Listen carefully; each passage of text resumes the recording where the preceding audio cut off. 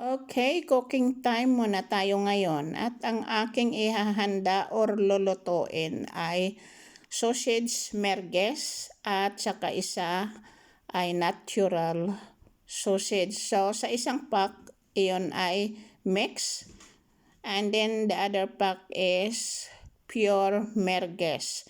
Masarap kasi yung klase itong sausage na merguez kasi medyo maasim-asim, matamis-tamis.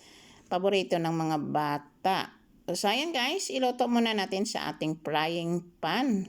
Madali lang ito lutuin. Kailangan mahina lang yung apoy at palaging binabaliktad para hindi siya masunog.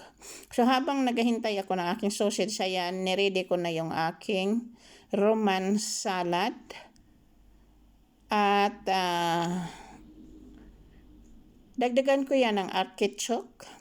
Ayun, at saka white beans.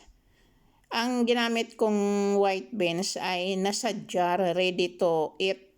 And then, I will add with avocado. Avocado ang dinagdag ko dyan kasi para hindi na ako kakain ng kanin.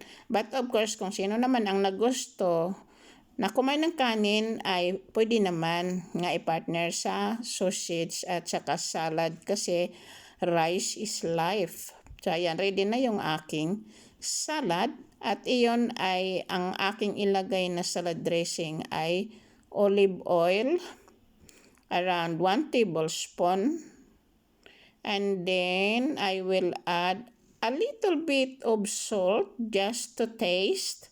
Ginamitan ko ng kamay kasi pag kamay ang gamitin, masarap ang pagkain. Of course, dagdagan natin ng black pepper, a little bit only, para hindi masyadong mas spicy. Kailangan light lang. At dagdagan din natin ng kaunti lang na garlic powder. So ayan, haluin na natin. Wow, napaka-healthy na klaseng pagkain.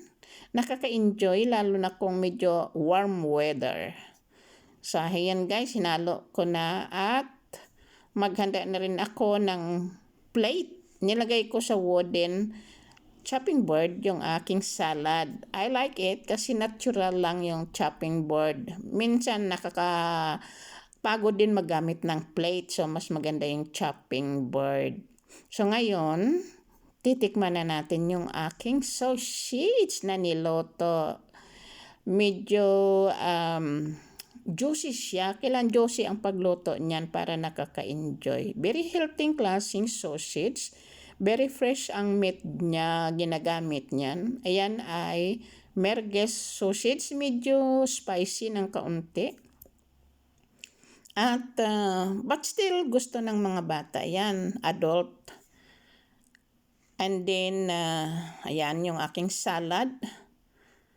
Merong, ayan, Roman, artichoke. Gusto ko yung artichoke kanya yan kasi minsan kinakain ko lang yan ng pang merienda. And then, may avocado rin. It is good kasi maganda ang kanyang variation. Ang mga texture ng meat ay napakaganda. Maganda ang taste, good taste. Ayan, so titikman natin yung natural. Ayan, maputi lang yung natural kasi walang gaanong spices. At yung merguez ay mayroon niyang chili or paprika. So ayan guys, I think I am enjoying. Wow, I am really enjoying. It's not only I think but I